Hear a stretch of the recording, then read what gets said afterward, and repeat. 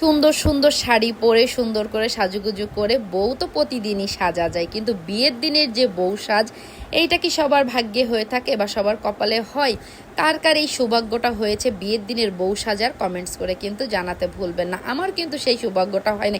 বউ ঠিকই সাজা হয়েছে, কিন্তু বিয়ের দিনের যে বউ সাজটা সেইটা কিন্তু হয়ে ওঠে নাই। কেন হয়ে ওঠে নাই সব কিছু নিয়েই থাকছে আজকের এই ছোট্ট ভিডিও। অনেকের অনেক প্রশ্ন ছিল, আপু আপনার বিয়ের ভিডিও আপলোড করেন, আপনার লাইফস্টাইলের ভিডিও আপলোড করেন, আপনার বিয়েটা কেমনে হইলো, সব কিছু ব্লা ব্লা ব্লা, অনেক অনেক অনেক কিউরিসিটি সবার, এবং অনেক কমেন্ট আসে আমার কাছে এই টাইপের।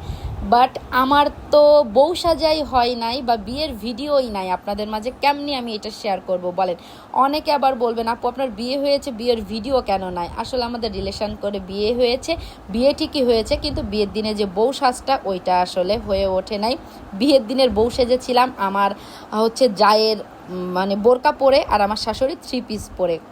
অন্য কোনো আর একদিন এই ফুল গল্পটা আপনাদের মাঝে শেয়ার করব। বাট ওই যে আমার ভিতরে কিন্তু একটা আফসোস থেকেই গেছে যে বিয়ের দিনে লাল টুকটুক বউটা আমি কিন্তু সাজতে পারি নাই। আমারও কিন্তু সবার মতো ইচ্ছা ছিল লাল টুকটুকে একটা শাড়ি পরে বউ সেজে এই বাড়িতে আসবো। যাই হোক, আজকের ভিডিও এতটুকু।